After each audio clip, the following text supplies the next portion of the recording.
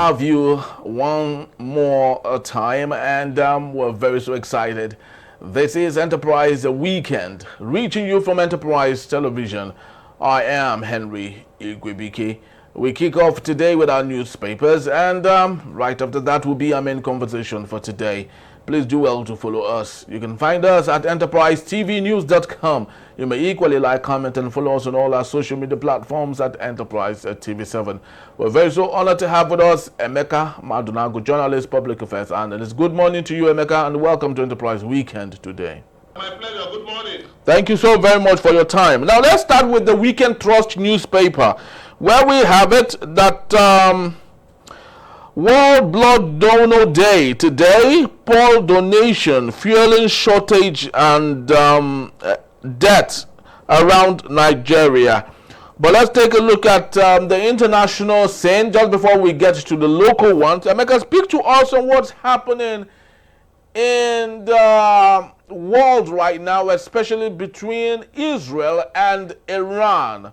What is happening? How much of this damage do you think would affect Africa as a continent and Nigeria as a country?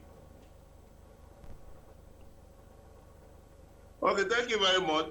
Well, Israel is sort of fighting a proxy war against for the United States against Iran. I know Israel claims that Iran, is the arrowhead of terror attacks against it, But the fact of the matter is that the United States had said it would destroy Iran if it posed a threat to it. But it's now doing, because, it cannot actually totally comprehensively prove that Iran has a bomb, that Iran has developed a nuclear bomb. So, because it knows that if it made any move against Iran, it will be viewed as aggression. So, it's now fighting a proxy war through Israel. And then,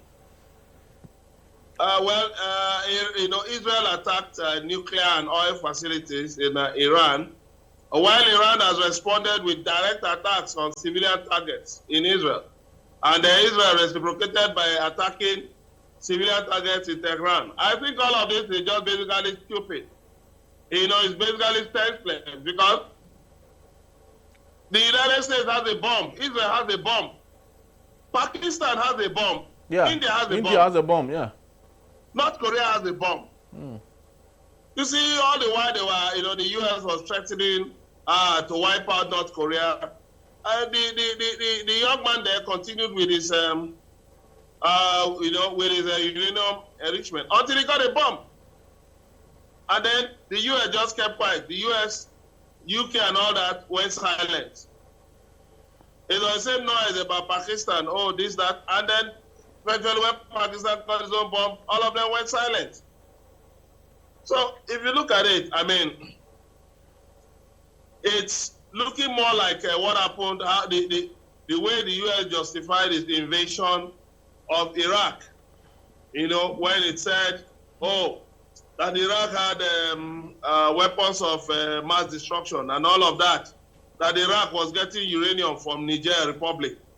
It didn't tell the world that France was the major receiver and exploiter of uranium in Niger Republic. But when they saw that that side leg of the story would cause potential damage to France, the administration of George Bush George Walker Bush dropped that line. But nevertheless, they invaded Iran. They killed Saddam Hussein unjustifiably, and that is what they want to do now. Of course, you've heard what Israel and the United States have been saying, that they want to bring down the Iranian regime and bring down Ayatollah Khomeini. Yes, I know the spiritual leader of Israel, Ayatollah Khomeini, has actually been talking about, wiping out Israel, and all of that. But it's been the same rhetoric from Israel. So I think, you see, the problem the problem in the Middle East is this idea that Israel can exist, being fueled by some Arab states. I know countries like Saudi Arabia, Jordan, Bahrain, United Arab Emirates, Qatar have dropped this notion of wiping out the Zionist state, as they used to call it. But Iran persists with that. And then Israel is compelled to defend itself. But at the end of the day, it's the innocent civilians who suffer all of these casualties. Trump had actually given 60 days for negotiations to wrap up. But it was, to me, it was a dog whistle to Israel. I think Iran should have picked up what Trump didn't say, that, hey, if we don't get a deal after 60 days, consider every minute counting from the 61st day, that you will be attacked. I think Iran went to sleep. They went to sleep. That's why Israel obliterated their top military commanders. But it also says a lot about how serious Iran is. How come it was so easy to take out the top hierarchy of the military command? Is it that you have not developed a system whereby you don't have to keep all your commanders, all your top leaders in one room? You say it's a bunker. Any bunker can be busted these days. Any bunker can be busted. So why not keep your leaders in places where, they can meet remotely, without interference from Israel? So it all tells you that, there is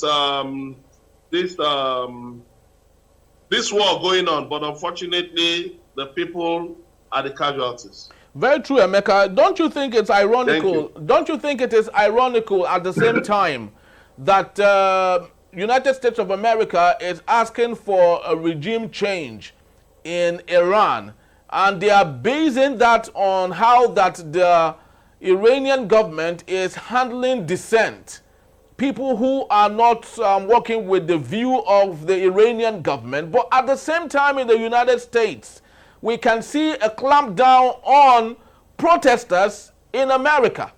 Don't you think it is ironical at the same time United States that is speaking to what it is not even working with?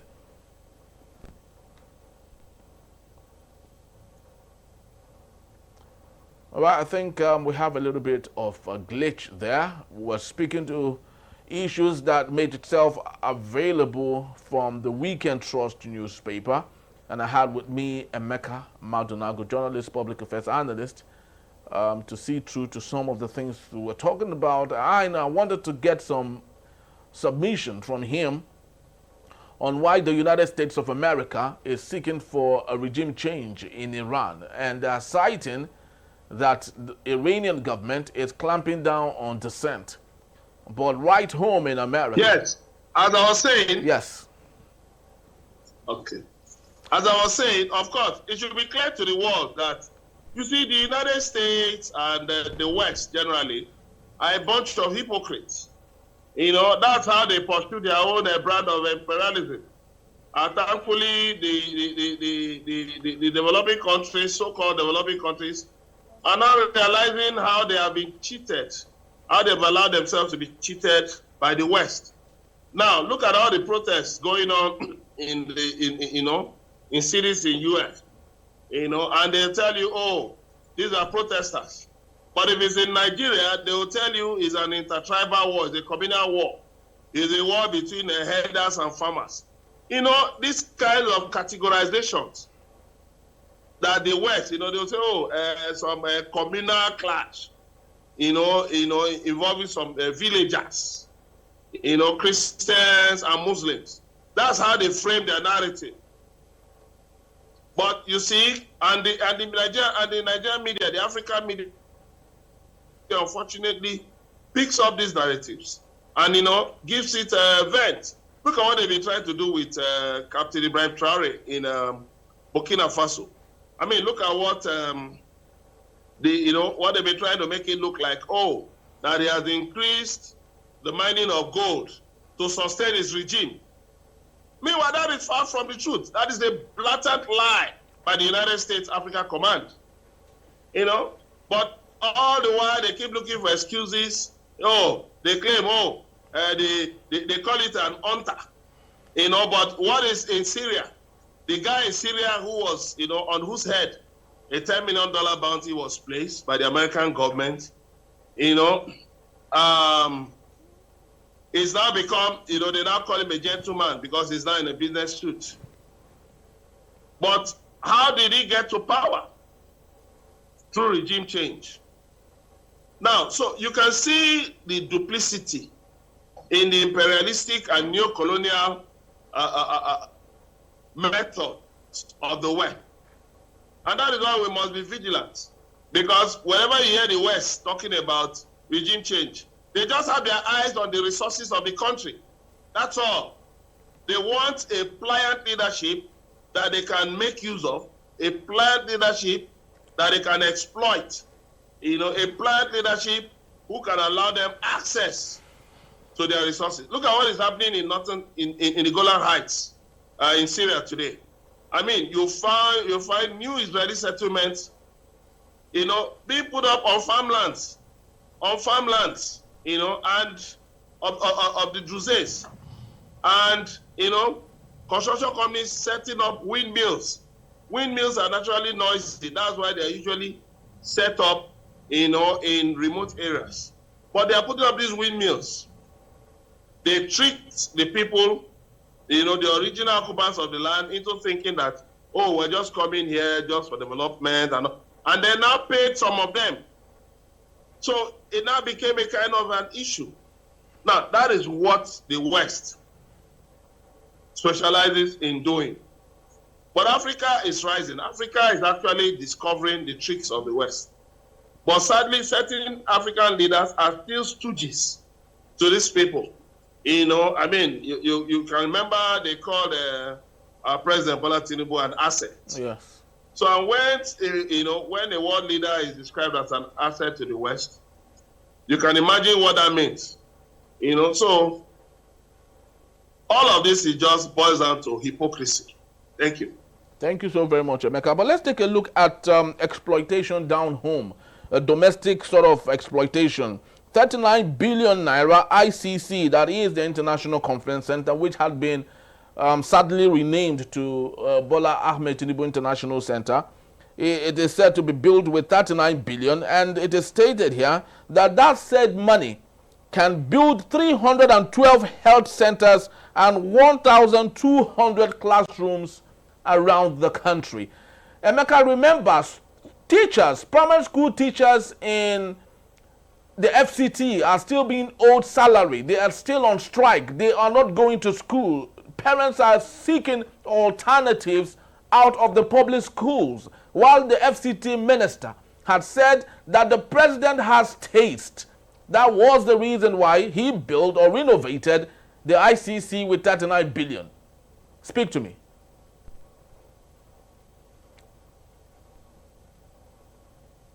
Yeah, well, what it tells you is when the wrong people are in positions of power, you see all kinds of irresponsible actions taking place. And you can see the FCT minister, yes, on weekend saying he has no regrets.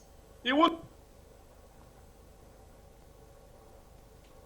All right, we're still having a little bit of a technical challenge there. And Emeka was speaking to the issue of the FCT budgeting 39 billion for renovation, just renovation of the International Conference Center, while we have teachers in the FCT still owed salaries and not going to school as a result of that. Yes, I can hear you, Emeka. Please, you can continue from where you stopped. Yeah, they know there are ordinary Nigerians who will support them. Ordinary Nigerians, who cannot fix a meal, who cannot pay rent, who can't pay school fees. But we will say, yeah, they are doing well. Yeah, Tinubu is turning the economy around. But your personal economy is a shambles, is in ruins. So what does it tell you? That's why Wike will say it doesn't matter. Because they will tell you who primary school help, who education help. School has come. These things are programmed. Programmed propaganda. When you hear young people saying school has come, They are not saying it because they believe it, but because it is a deliberate psychological, push from somewhere, from criminals in power, from profligates in power. And that's why you see that, you look everywhere, no jobs. That's why you see they will prioritize 39 billion for a conference center generates 7 million naira every month. Now, they are not thinking about how that money will come back because it's not their money. What is the record of service of these people in the private sector? What's the record of service? Look at the governor of Edo State, Monday Okpebolo. He has brought out a 1 billion naira fund that will be lent to traders and farmers. Interest-free loan. That's the way to go. Imagine if you put that 39 billion naira into, a revolving fund for traders and farmers in the FCT. Of course, you're going to improve their purchasing power. Because if you give the least person, this is the farming season right now. So you can farm rice, you can farm yam, you can farm cassava.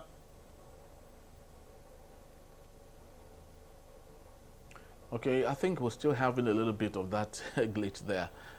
Still Emeka Madunagu speaking to the effect or what. Can you hear me? Now. Yes, I can hear you very well. If you share that 39 billion to them, I'm telling you, you will turn around the economy of the FCT and surrounding states as quickly as possible. But what do we have? If you put that money into the education sector, that will be a big boost. But let me tell you one thing these people don't realize, that they are going to pay for it. All of these things, one day they are going to pay for it. You can see Abacha's wife coming out to say her husband never stole any money. You can imagine everywhere you turn to, anywhere the name Abacha is mentioned, it has to do with the looting of the nation's resources. Nobody will be happy to hear that about their former breadwinner. But that's the reality. And gradually, all of these people, somehow or the other, will pay for all of this profligacy. Because you can't trifle with the people's finances. You can't trifle with public funds and think you'll get away with it. No. Very true. Very true, Emeka. But let's take a look at Saturday Vanguard just before we call it a go today. And oil theft, probe all JTF commanders, operatives from OBJ government to date. And there is the claim here, and it's coming as the rider. Security operatives protect big oil thieves and seize only foot soldiers. Emeka, I know Oshomole had stated this, but right now it's on the pages of the Vanguard newspaper that the proliferation of oil smugglers, crude oil smugglers, is happening within the system under the protection of security operatives that should be stemming some of these things. How bad is the situation? Oh, this is an old matter now. People know all this now in the Niger Delta. Of course, countless task forces. When you change them, the guys you remove, nobody probes them. Nobody looks at their accounts. They are the ones fueling, the security operatives are the ones fueling oil theft. Don't let anybody deceive you. Yes, we know there are patriotic ones among them, but there are those, I'll give you an example of a place, somewhere in Niger Delta that I got information that oil thieves had moved to, and dug into a pipeline. And, and they were making life uncomfortable for the farmers. Now, I spread this out to different security agencies. But I was told that officers of one security agency, well, permit me not to name it, that they will just go, collect money from these oil thieves and walk away. But I kept reassuring the people of the area that don't worry, that the military will do something about that. Don't worry, that even if some people, who are supposed to do something, who are supposed to stop this, don't do it, that you will see there are patriotic elements who will come and dislodge you. And that was what happened. Eventually, I think within 3 weeks or a month, there were patriotic security forces that intervened and dislodged those oil thieves. You see, the thing is this: who are the oil thieves working for? It's just like the solid mineral thieves. Who are they working for? I mean, the military said they arrested a Chinese national somewhere in Borno. What was he doing there? He's on suspicion of aiding terror group. What was he doing there? Then there's this allegation that there is a private airstrip somewhere in Kogi State. Kogi doesn't have an airport, but that the airstrip is close to a solid mineral site. And aircraft take off and land on this airstrip. Yet, we have a Nigerian Civil Aviation Authority. Yet, we have the DSS. We have the security agencies that should be monitoring these things. But, anytime these discoveries are made, you see them scrambling to make excuses. It's very sad. Very, very sad. So I tell you what, everybody is involved, whether civilian or military, in oil theft in the Niger Delta. Tom Polo has said it. What's his name? Asai Dokubo said it. He met with President Bola Tinubu and he said it. And the military, they were firing back. People told them, listen, go and clean up your acts. Stop trying to defend the criminals among you. Thank you. Thank you so very much. Emeka, just before we call it a wrap for this particular segment, I'd love you to speak on Uncle Sam at 90. I would love to believe it's someone that you know too well, being in the ecosystem yourself. Can you just take us back to memory lane, Uncle Sam and Vanguard and every other thing that comes with him, just before we call it a wrap for this segment? Of course, he has come a long way. He has nurtured lives. He has nurtured careers. Even though I never worked with his organization. I had the opportunity to do so in 1998, but I moved somewhere else. But he's someone who has actually, built lives. He has built careers. A lot of people, distinguished people in the Nigerian media industry today, have passed through his tutelage. Of course, remember that he was one of the founding the founding lights, behind the Punch newspapers before he went on to set up the Vanguard. And the Vanguard has been a leader in different aspects in Nigeria. And therefore, we toast to him at 90, the oldest journalist in Nigeria today, the oldest practicing journalist in Nigeria today, Uncle Sam. Wish him sound health and everything he wishes himself. Thank you. Thank you so very much, Emeka Madunagu. And just to let us know that Sam Amukapemu is a renowned Nigerian journalist, columnist, and publisher, best known as the founder of Vanguard newspaper and co-founder of The Punch. He began as a columnist under the pen name Sad Sam in the Daily Times, later became the editor of the Sunday Times. He co-founded The Punch with late Olu Aboderin in 1971 and founded Vanguard newspaper in 1983, which remains one of Nigeria's most influential daily newspaper in Nigeria. That's just about the time we have. I'd love to say thank you so very much, Emeka Madunagu, for being here. We truly do appreciate you. Thank you very much. All right, that's just what we have for today. We'd love to say thank you to you once more. Please stay tuned for the next Still on Enterprise Weekend. Please don't go anywhere.